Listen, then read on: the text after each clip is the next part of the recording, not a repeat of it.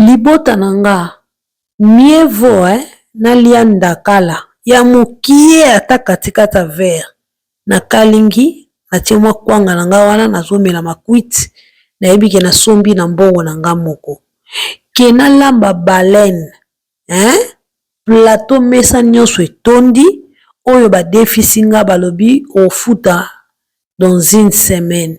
Libota nanga ato lie musunu wana nelengi nyonso dès kozo sisa koliango na libumuni bandolo bando bongama dans une semaine okufuta nyongo bongama dans une semaine libota pardon nyongo swaka na ebitende yo santaka elegelanga bamso aza na nyonga moto amoni mikolo wana ezopusa na yebi ke muta nyonga koya lobi lelo ya kimi tala combien moli wow.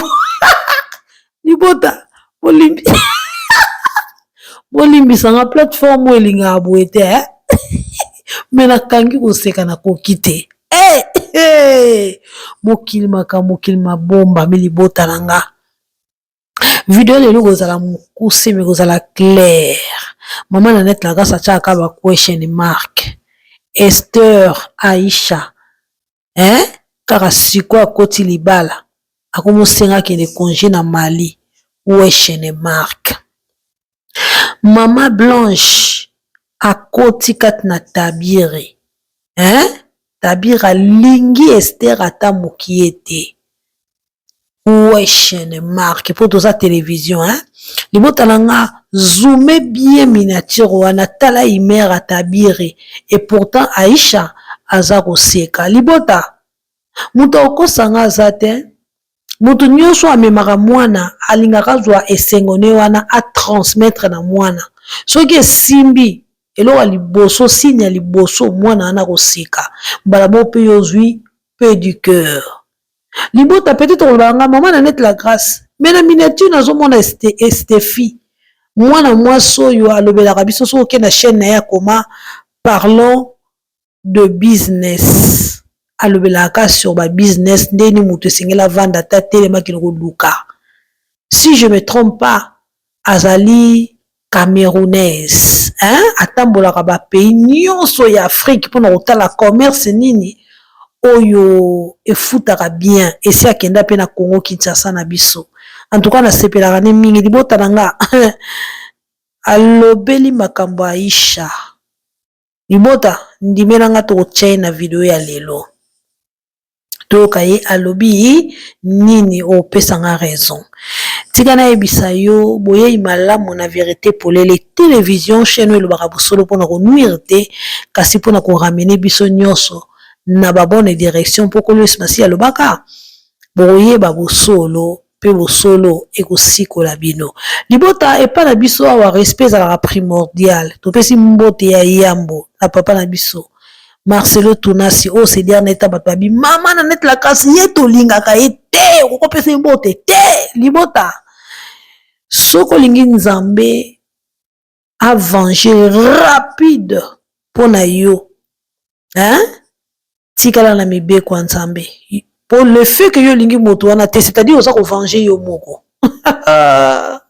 question mark yo tika na mibeko nzambe tikala na respect tikala na salutation garder babande na yo tu verras yango ndeko équaturer vengeance nzambe si cela est vrai libota mbote pe na Aisha mbote pe na bebe na so tabiri mbote pe na ndeko na so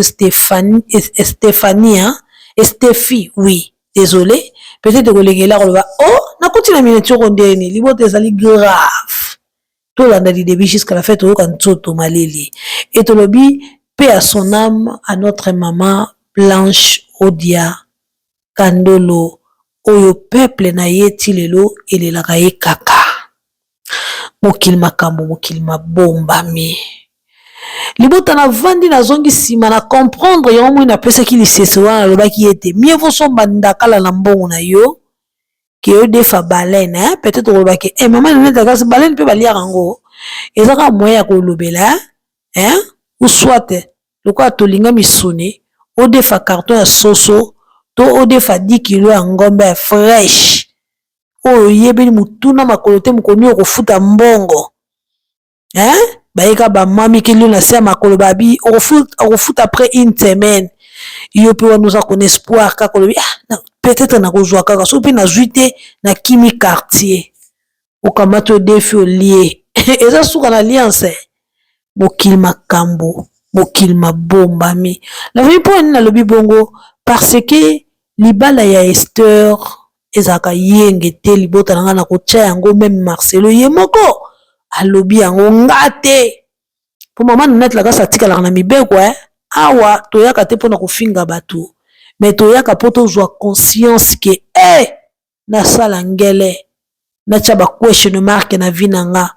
Lipambo linyo soko pesa melayo libota eloko yambo mama net la kasa te yakayo tuna motuna likolo nango kozala ka influencer te mbala moko nga na zwi lipambo tuna mituna loba tonton yo so ya na batitude ya osenga loboko ya jeune fille ngani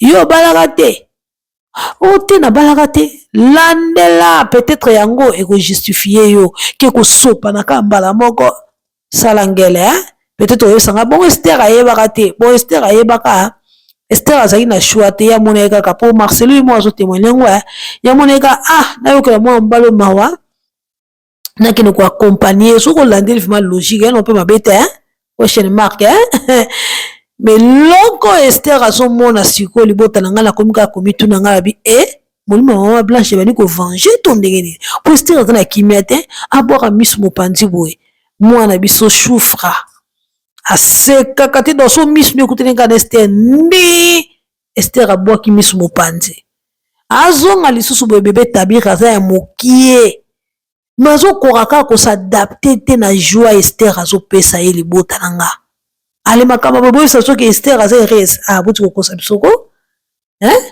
question mark pour ba lo ba bozo sang Esther kimia tozo sang Esther kimia te tozo ko sauver Esther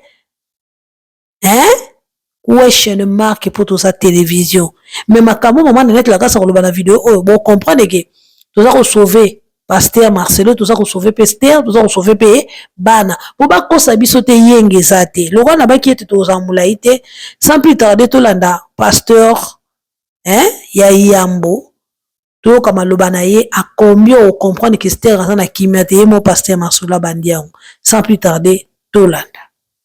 Bénis le Seigneur pour cette femme. Oui, tu n'aimes pas que je parle beaucoup de toi, mais aujourd'hui j'aimerais te faire une parenthèse.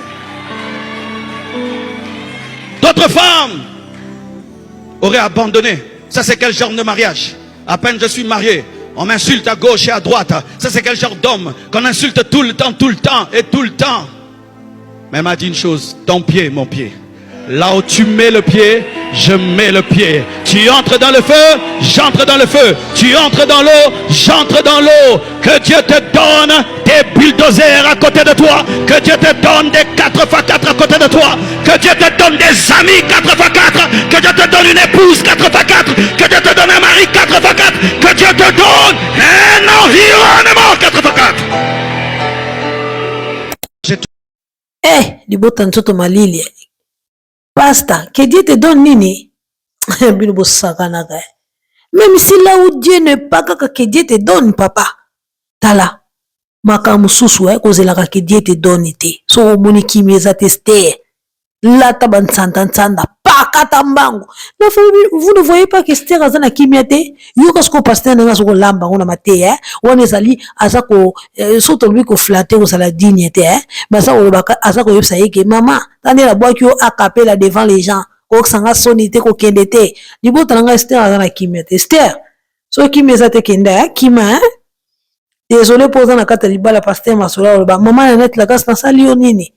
Mais tout ça qu'on batte la bombe ya mwana moi soaza mwana mukie mingi libota langa elobeli obozo mona te Esther azana kimiate pasteur alobi Esther aza mwasi moko alobi aza molende modele bato bafingeleka ndenge ye libala babandi moko finga ye malobi pasteur na kotiko te otya likolo na moto nga mpe na tie likolo na moto okende bale okenda mozindo tie likolo nga mpe na tie Esther donc yo osali alliance lolenge wana donc elakisi pasteur akufi yo mpo okufi nzoto malili bota nanga toza kokoba Bébé Tabiri alingi Esther soki mokete.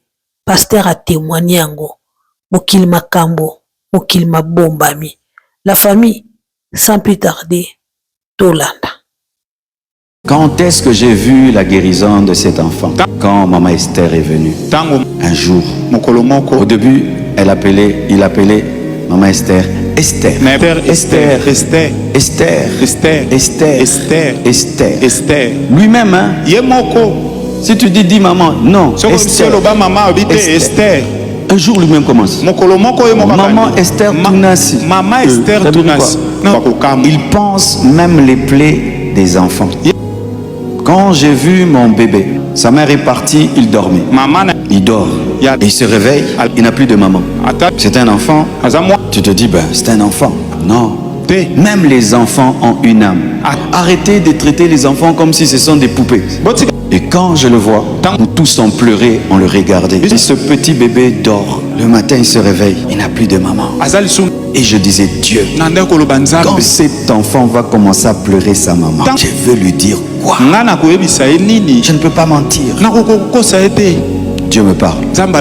Dans les moments difficiles, écoutez Dieu. Dieu me dit, parle-lui et dis-lui la vérité. Dis comment? Télécharge en lui le programme vérité. Je dis, Tabiri, maman est allée au ciel avec Jésus. Dis quoi? Maman est allée au ciel avec Jésus. J'ai répété ça 3 fois. L'enfant ne me demandait plus sa maman. Ne demandait plus. Oh. Mais il avait une attitude calme. L'enfant qui jouait, qui sautait tout le temps. Il devient calme. Mais il ne sait pas pourquoi il est calme. Et une nuit, il se réveille. Il dit, papa, on descend. Il va au coin du salon. Il va à la cuisine. Il va dans toute la maison. J'ai dit, Tabiri, il faut dormir. On dort ici. Dieu me dit, il est en train de chercher sa maman. Mais il ne sait pas, frère, sœur. Tu ne sais pas comment tu vas faire si ce n'est que d'exposer l'enfant à la présence de Dieu. Quand est-ce que j'ai vu la guérison de cet enfant? Quand maman Esther est venue. Un jour. Au début, il appelait maman Esther. Esther. Esther. Esther. Esther. Esther. Esther. Esther. Esther. Esther. Lui-même, hein? Si tu dis maman, non. Esther. Esther. Un jour lui-même commence. Maman Esther Tunasi. Maman Esther Tunasi. Quand est-ce Pasta. Mokili makambo. Yo lobi bébé Tabiri akangola maki lorsque moni maman Esther. Bongo muta kangola mi aseka kaka teti lelo tala titili po photo ya la ya lobi kaka yango to tina mineti. Pasta tozo sole. Po yo muto lobi yango Pasta, tango yo yaka koyebisa biso makambo. Ozaka na bana no na compassion, moyebaka bien biso pe tokolanda po ofongoli caméra, obwaki na réseau. Ozongaka nanu nsima te tango ozoloba.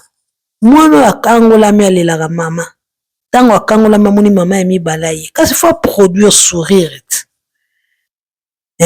Ndeni Tabiri aza koseka te. Tala pasta, omoni mwana tango akitaka azolo banoke bola na se wana azola kusoba kwene so memo boy mabia memo boy mabe yo lobi ete molimo sando yebisi oke aza koluka mama na ye kasi ekosaki yo te seke mama za wana présence ya mama eza wana nano akenda te nga lokola TV na tie question mark mais soko landeli bien naza ko sauver pe yo moko po ko changer yo manière ya osambela mais ngande na moneleli eza be likamba osambela te déjà makambo fu bobongisa bosilisa pour molimo ya mama Blanche qui ne peut me la kimia. Pour ndenge nini Tabiri sekaka te et choufra pas sekaka te baka na titi moko ya osaka te. Donc ça te dit question mark molimo mama na me kenda te. Libota nanga ndenge to lobi ke Esther azaka na kimia te. Marcelo ye mo mutazo ya kubetela ka biso toza ko forcer te. Ya makambo nzambe. Ayesa ka biso bo tikelanga. Bo forcer te. Bel estomac, vous à la calme.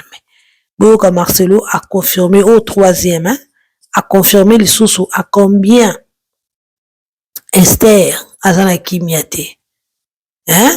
Esther a boyi ko prêcher ye moko kaka David et Esther a boyi susu ba bien. Ozo te kaza na kimeta zo ko bangi lo mo. Wana sko Esther olingo sani. Ola ksapso ke na yaka libalo na intérêt tete. Arte nyonso ko sala. To timbele lo ko moko sima nango. Sans plus tarder, Tolanda. Prêcher maintenant. En soi, c'est pas moi qui l'empêche de prêcher, c'est elle-même. Les gens disent que je l'étouffe. Non. Elle a dit qu'elle va commencer à prêcher en 2026. Nous tous on attend. Nous tous nous attendons. Qui veulent qu'elle commence à prêcher maintenant? En soi, c'est pas moi qui l'empêche de prêcher, c'est elle-même. Les gens disent que je l'étouffe. Non. Elle a dit qu'elle va commencer à prêcher en 2026. Nous tous on attend. Nous tous nous attendons. La famille ngana moi vidéo moi muke na ko tsango pe mais pour olinga te vidéo to réaliser za mulai Esther banda yana la compassion ateaka dikuye moko lâché kaka ye moko siko nazo yebate soka te ke lala babunda kana mulima mama blanche to ndenge nini po ye moko lo bakamba moi ko te ya susu te yo siko pasteur ninga za ko transmettre biso comme message oh batu bakansaka nga mutu na pekisaka yenzo kana ye moko abia ko te na ete abaki ko banda 2026 to 2026 yango yo zozo zela mata donc netike kasi yaka ko mata janvier yango yo te tala janvier sili libota nanga ale makama bebal ba Esther azeres Esther soko landeli bien to ko cholo te eza pona bolamu na yo sans plus tarder to landeli soso ye moko pasta mtazo laksa biso akombe Esther nana zui sengo te question mark mais to moni na ba kilta za ko seka question mark pour to za TV ya libota to bosana te ko seka pe ya tristesse ezalaka qui a dit ki benia Tolanda. Prier pour mon second mariage. Voici ce que ma prière que j'ai faite. J'ai dit Dieu, je te demande un signe entre nous deux. Voici le signe que je te donne pour la femme que je vais épouser. Qu'elle même me propose, sans que je lui dise, séparation des biens, communauté des biens liés aux acquis dans le mariage. C'est-à-dire qu'elle me dise, je ne veux pas de toute ta richesse, je te veux seulement toi, avec toi on va recommencer à zéro. C'était ce que j'avais. Quand j'ai rencontré maman Esther, d'elle-même, elle n'aime pas que je parle d'elle, mais aujourd'hui quand même, c'est l'anniversaire. Moi, Libanga Mouké.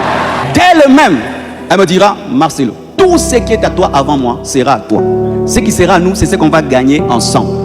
Je dis non, non, tu dois aussi. Parce qu'il faut bien tester. Hein? Non, communauté de biens, communauté de biens. Parce que si c'est la révélation, la vraie, Rebecca va accepter, alléluia, de nourrir de donner l'eau aux chameaux et aux serviteurs. Nous, on va recommencer à zéro.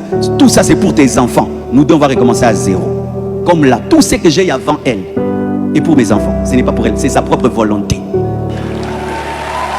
Ouais. Quand ce signe-là, je vais dire, ça, c'est déjà les signes qui commencent à s'accomplir. Et j'ai demandé à Dieu, j'ai donné à Dieu même 20 critères. Ça. C'était des critères difficiles à atteindre. Et parmi c'était ça. Pas tomber sur Delilah, qui vient pour l'argent, mais qui vient pour toi. Et maman Esther est là pour moi. Et maintenant je peux dire, ok, c'est toi qui avais voulu que tout ce qui est à moi soit à moi. Mais moi-même je change. Je te donne ça en co. Parce qu'un homme, est-ce qu'il a besoin de ses biens? Il n'a pas besoin de ses biens. Il a besoin que quelqu'un qui l'aime puisse jouir de ses biens. Mais toi ton problème c'est que tu présentes tes biens avant qu'on t'aime. C'est pourquoi on te vend.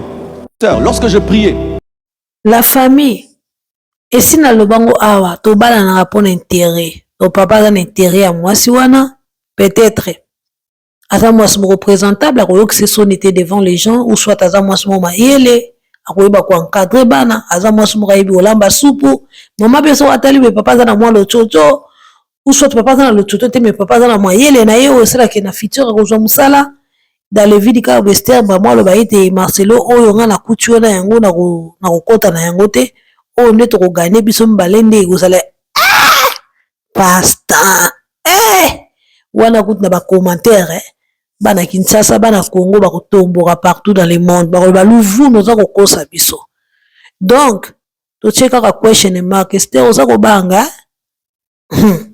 la famille question mark Esther azana kimia te Libo talanga, lorsque na yoki pasta lobi boy, na lobi, Esther wazo bana kote ki na ngambo te oyo. Na bwa kamisu mopandi bo Esther asa ko se présenter Esther alobi azali malienne. Na lobi, na yoka na nga bande ko ba nationalité na tsaka ngo kate. Na bi bon, loko ni na lobela yo mama, tika na kena na mboka nuna tala bo vivre ndenge ni. Libo talanga ki nzoto malili yango moni Stéphie akoti na miniature ndo anisa lobela ba malien bazande boy toyoka Esther po bomona ki na kosité toyoka ye moka sa ko se témoigner. Je représente le Mali, je suis à Miss Afrique Montréal pour découvrir de nouvelles cultures, pour faire partager la culture de mon pays qui est le Mali, et puis parce que je suis très fière de mon pays. La famille Tolandi, on est Esther, il y a se présenter, qui est ali malienne et Abimara Miss na Montréal, avec qui représenter Mbokanae. Libo Tananga, si on est Tolanda, de on a Stéphie, à combien à l'obéli ba malien bazana bondo ki makila pa na bondo ki en première position ibota hein donc into to malinga bi Marcelo donc yo moi so kene ko ponela biso nde bato kolo yo oyo pa na bondo ki autorisé batongi ndako pona bandoki ibota no kinto to malili so to cheste fit to tape bango moro modeni baza ko témoigner bango pa na bo kindoki za primordial hein libota sans plus tarder Tolanda. Au Mali, ils sont en train d'ouvrir une école de sorcellerie afin que les grands sorciers, les maîtres là qui voyagent dans les boîtes de sardines, qui prennent l'avion, je ne sais pas trop quoi, viennent nous apprendre leur technique de comment faire. Je ne sais pas si vous êtes excité ou si vous êtes inquiet. Moi, je suis curieuse à un point. En fait, c'est comme un rêve qui devient réalité. Enfin, on va démystifier les choses. Enfin, on va embrasser certaines choses de qui nous sommes. Bon, anyway, en fait, j'ai fait ça surtout pour avoir votre point de vue. Est-ce que vous pensez que c'est une bonne idée? Est-ce que vous pensez que c'est maléfique? Si c'est maléfique, pourquoi? Est-ce que la sorcellerie en elle-même est une mauvaise chose? Ou c'est ce que les gens font de la sorcellerie qui est une mauvaise chose? La fin boki ndeko na biso ya camerounaise a lobela yango to tiaka ngo kate. Kaka lelo ni no sala ba recherche externe na ki ko découvrir yango libota. Et pas la bango bondoki nde biso to baka ndoki soni pas la bango soni te. Kutu soni mutaza ndoki te donc aza mbombolo nde to baka tono vide. Mutu faza la ndoki. Yoka bango moko ba pesi information. Sans plus tarder, to landa na okinzo to mali la bi Marcelo. Moto yoki ko pona ye ata kutu to koloba na TV te to ba kester azandoki question mark azandoki te. Mais lokola mboka na yeza ko célébrer bondoki. Hein? Origine na ye, c'est-à-dire Marcelo oki oluka mikumba ya suka na délivrance yango bana ba ko sekate. Libota avant de développer na ko bebele te to landa. Bamako, capitale des détenteurs de savoirs occultes africains. Hier, le ministre en charge de la culture donc a inauguré le siège qui leur est dédié. Sa réalisation a coûté plus de 500 millions de francs CFA. On en sait davantage avec Benogo Fofana. Ce coup de ciseau inaugural donne officiellement accès à ce siège des détenteurs de savoirs occultes africains. Bâti sur une superficie de 500 mètres carrés, le bâtiment R+5 est composé de 20 chambres, 10 magasins et 10 toilettes. Il est financé par le professeur Mamadou Babounyang, chef suprême de la magie africaine. Coût des travaux, plus de 500 millions de francs CFA. Tout ce qui a mis l'Afrique en retard, c'est mystifier les choses, cacher les choses. Donc il faut démystifier et transmettre ces secrets. Voilà ce qui m'a donné l'idée de construire ça et que tous les grands sorciers de l'Afrique vont se retrouver ici pour transmettre les secrets aux futures générations. Je voudrais remercier pour les énormes efforts financiers qui ont permis la réalisation de cet immeuble. En tout cas, je formule le vœu. Le siège du réseau panafricain soit un centre d'incubation des savoirs et savoir-faire endogènes de l'Afrique. Pour qu'à partir de ce siège, germe la graine de la puissance africaine pour devenir... Donc, bisika origine ya Esther Aïcha. Moi, c'est un développement mobile Marcelo. Hein? Bisika bana biso mama Blanche Tika Bazali. A wuti na origine basala école ya kindoki na mboka na bakobe ba célébrer yango pokutu na zwi video yango na kati yango peza la mulaite. Hein? Fo mona baza ebele baza ko témoigner baza ko sepela et pas na bondo kezali primordial na kombo na Yesu Masia. Basta. Donc yoki ko swana okaka mikaka tano memi na ndako. Vraiment. Libota na ebisaka biso nyonso. Zwa ekolo na yo bokoyeba ndeni bokobunda po bolonga. pasa oki kozwa ekolo ya ngani oyo bango epa na bango bondoki ezalaka en première position. La famille, à vous les claviers.